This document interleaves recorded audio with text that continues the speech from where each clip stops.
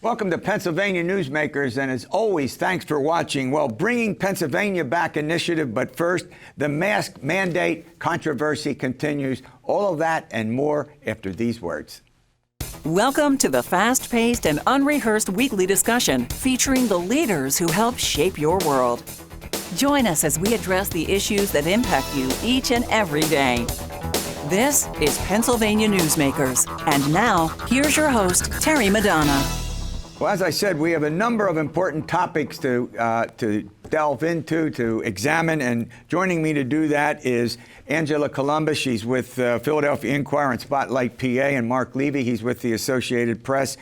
All right, Marc, let's start with you. It seems like these investigations into last year's election are, I'll put it this way, are never ending. And now there's something that gets referred to without a definition: forensic investigation. What does that mean? You know, it's sort of a new word for everybody that doesn't have a very well-defined meaning. But, you know, if you go by the subpoena that one Republican state, or the letter that one Republican state senator sent out in July, they want access to voting machines. They want access to all sorts of computer logs and data and chain of custody around ballots. They want the ballots. They want tons of information from county election offices, and they claim that they're going to look to find any problems that plagued last election. But of course, it's being propelled by Donald Trump's completely evidence-free accusations that the election was stolen from him. Yeah, widespread fraud. I think that was one of the expressions. Yeah, the investigation was proposed by Doug Mastriano. He's a state senator from Franklin County. And the head of the Senate, the President pro tem, Jake Corman, said no way, no how. And they stopped that. But it looks like now they're going to conduct an investigation, you know, led by the leadership of the Senate. Right. Is that right? Yes, that's right. So Doug Mastriano really had become the face of the Audit the Vote movement in Pennsylvania. He's been also making national appearances, talking about fraud, again, evidence-free accusations of fraud in the election. But we don't really know why. Suddenly he was removed from the position of heading the committee that would have conducted the audit, and he was removed by the Senate President, Jake Corman, who has now put somebody else in charge of it, and has openly and much more boldly committed to carrying out this investigation that nobody knows what it's going to look like. That might, it seems to me that what we're talking about here by Senator Corman is to ameliorate, if you will, the Trump Republicans in the state, of which there are many, to try to heal that wound and not divide the party. Look, I mean, the polls show that the majority of Republicans still don't believe that Joe Biden won fairly, and that goes back to Trump's baseless allegations about widespread fraud. But, you know, Corman and Mastriano feuded over how to do it, and Mastriano wanted to bring the Arizona model here, with the Arizona model that's been widely discredited for a number of reasons. It was plagued by partisan issues and inexperienced contractors, and they were pursuing baseless conspiracy theories. So, you know, Jake Corman in June basically said we don't need to relitigate 2020, and by the end of this summer, he's now claiming that, you know, he is the head of this, that he was the one who was spearheading this, and that he's the one who's going to see it through. All right, Angela, let's go to another topic. Let's talk about the mask mandate legal battle. But the fact of the matter is that Governor Wolf said, nope, we're going to leave it up to school districts. He changed his mind, but he used the health secretary, who looks like she has legal authority, to say a mask mandate in 500, and more than the 500 school districts. Go ahead. That's right. So one of the things, you know, all summer long he had been saying that it definitely should be left up to the local school districts to make those decisions. Then in mid-August, he sent a letter to the legislature and asked them to come back immediately into session and vote for a statewide mask mandate. He said he was doing that because he was hearing from parents and pediatricians and other health officials that, because of rising cases and the Delta variant and the Delta variant also affecting children much more than the previous strain, that it was necessary. And the legislature basically told him, no way, no how, we're not coming back. And then he came out and used the authority under this decades-old state law, health law, that gives some powers to the health secretary to make these kinds of statewide decisions. Going to end up in court? Look, there are lawyers who are looking at this. One particular lawyer who's been active in challenging elements of election policy last fall and elements of a coronavirus policy this year. So and there's already been suits that have been sorted out in the courts in terms of federal judges dealing with requests for mandates. Now, a vast majority of school districts did not impose a mask mandate, for the children to come into school. And I looked, and it seems like more Democratic, districts in which the Democrats controlled the school boards, they said wear a mask. And I'm being descriptive about this. I'm not being pejorative. Lots of big city districts did have mask mandates, so it's a minority of districts, but it might be a majority of public school children. All right, we're going to run to a break. When we come back, we're going to take up something that's very important, redistricting. And it's on its way, and we're going to talk about how it's done for members of Congress and how it's done for the state legislature. It's different, and we'll get to that after these words. This broadcast of Pennsylvania Newsmakers is presented by the Pennsylvania Chamber of Business and Industry, the statewide voice of business, and by the Pennsylvania State Education Association and Partners for Public Education, bringing the power of a great education to our schools, our students, and our communities.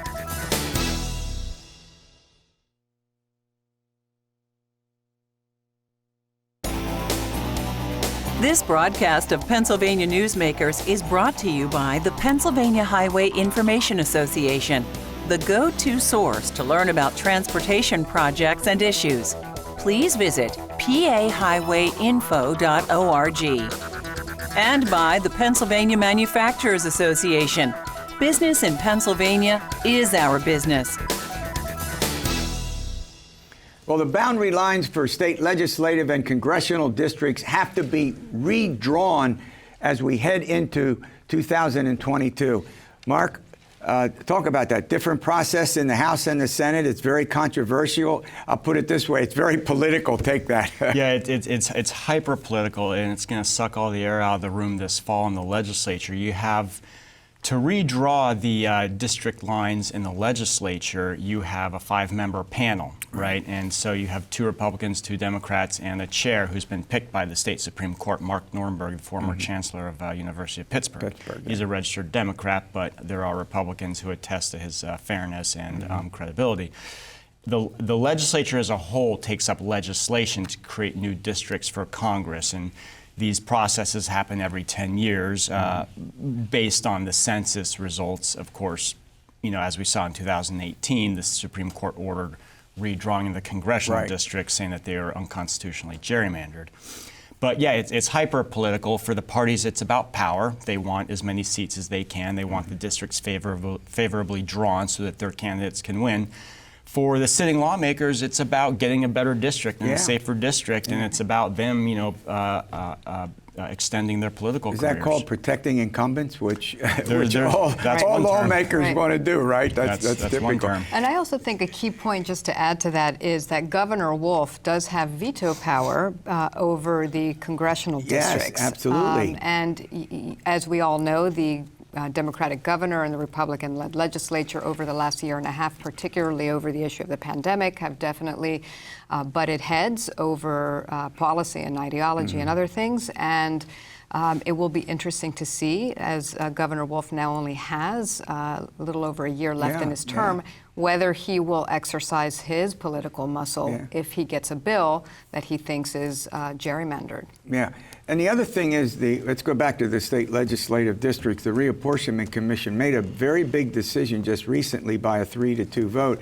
And that decision was to count prisoners right now are counted in the prison. So if you have a small county but it has a prison with a fair number of people in, that helps them in terms of the legislative, increasing the legislative districts. And they said prisoners can do what? So this will apply to state prisons, not county or federal, Right. but Right.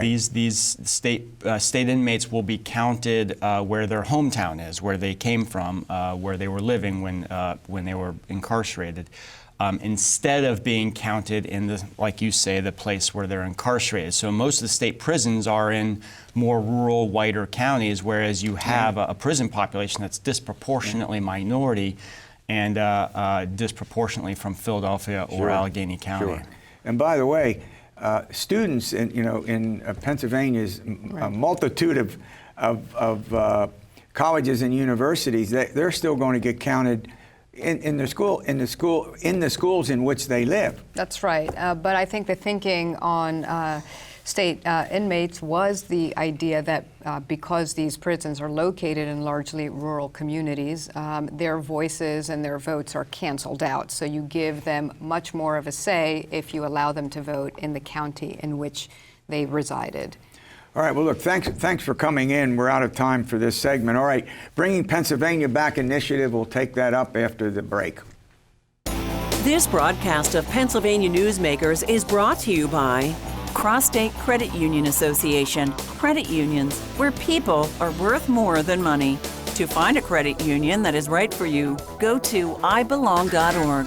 And by the Energy Association of Pennsylvania, Pennsylvania's energy information source.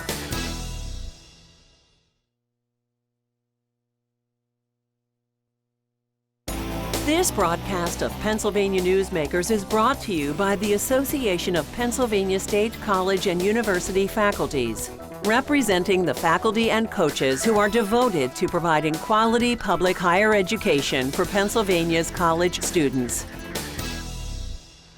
Well, now joining me is Gene Barr. He's the president and CEO of the Pennsylvania Chamber of Business and Industry, and we're going to talk about a number of topics that the business community has strong positions on. Is that a fair thing to say? Absolutely. All right, let's talk about Bringing Pennsylvania Back initiative. What's that all about? Yeah, let me tell you about that. So about a year and a half ago, as we got into the worst of the pandemic with having businesses shut down, we began to work with statewide associations, including the doctors and hospitals, to make sure we're doing this the right way, local chambers. What do we need to do to get Pennsylvania back open and do it the right way, where we're protecting customers and employees and all of that? It's now gone from where, hey, you know what, no one was happy with what Pennsylvania looked like economically back in March of 2020. How do we do better? What do we need to do to get Pennsylvania back to be more competitive? And one of the, from our perspective, the best ways of illustrating that was the fact that once again, for I believe, and you'll know this as a presidential historian, the 10th consecutive decade we've lost another seat in Congress. Yeah. Which means, yes, we have less influence in Washington. But we don't focus enough on what that means. That means that our population isn't growing, certainly not growing to the extent that other states are, which means we're not getting the investment to keep our young people here. Yeah. So we got to begin to focus on what this Commonwealth needs to do in terms of creating a competitive structure to attract more investment, to keep our people here so we can be more productive and we can have more vibrant communities. Well, let's look at it this way. What industries or jobs in what areas of the economy do you think this initiative will principally help? I'm not saying exclusively, but yes, principally. Hopefully across the board, because one of the things we need to focus on is what are our strengths. Look, we've got some of the best educational institutions in the world. We have proximity to markets. We have a relatively good cost of living. We have all kinds of natural resources, whether it's natural gas, water resources, et cetera. So we've got to focus on what's positive for us and address the things that are hindering that investment. So when you talk about the ones that will work, we've seen growth in our energy industries over the years, but we need to open this up to where we get everything else in as well, to where we can compete and to where we can compete for the good jobs. For example, when Amazon was looking, we weren't successful there. A whole bunch of reasons. A lot of that is workforce. We have to address our workforce issues. The state that figures out workforce first will have a tremendous competitive advantage. Yeah. But part of that is reducing our unfair corporate tax structure, our legal climate that acts as a disincentive, the red tape and permitting where it takes longer to make investment and bring that to fruition in Pennsylvania and other states. All these things have to be addressed or we're not going to see the improvement. And the last question I want to ask you on this subject has to do with regions. Pennsylvania has a large rural and small town population, and that's good. There's no criticism here. But these are some of the areas where the investment is desperately needed because when young folks graduate from high school, if they go to college, they don't go back to their hometown because there aren't jobs. And even in the case of high school graduates and trade school folks. Exactly. And we have an opportunity here. If you think about this, now that we're going to hopefully pass this infrastructure bill at the federal level, which brings more broadband investment, can we make those small towns and small communities more attractive? For example, someone says, you know what, I really can't afford or don't want to live in New York City anymore. Right. But now we know we can live and work in other places. Can we make those towns more livable now, attract more investment? By making sure we've got the communications infrastructure we need to have people work there. All right, let's turn to another subject. Regional Greenhouse Gas Initiative. Most of the states, I should say, in the Northeast, and particularly some that border us, like New Jersey and Maryland and Delaware, have this. What is it, first of all? Explain what it is. So when you've heard RGGI, this is as you note, the Regional Greenhouse Gas Initiative. Pennsylvania heretofore has not been a part of it. Other states that are around us on the west and southwest, West Virginia and Ohio are not part of it as well.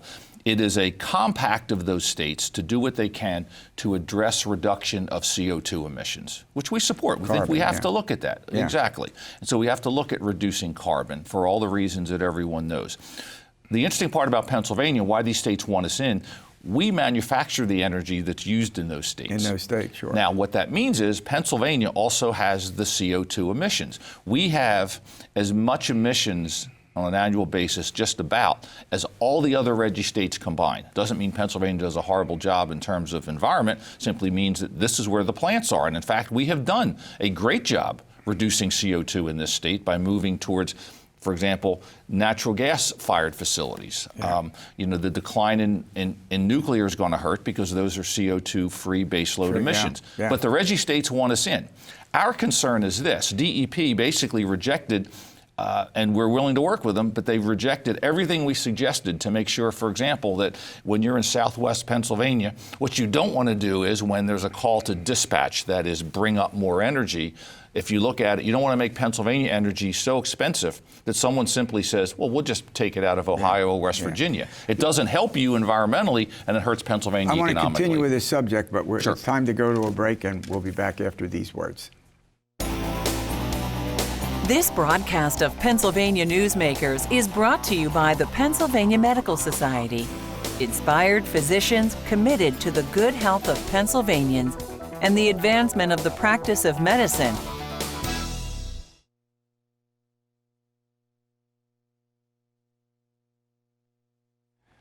I'm chatting with Gene Barber, talking about Regional Greenhouse Gas Initiative. Boy, that's a mouthful, isn't it? It's a tough one to say. Yeah, it is.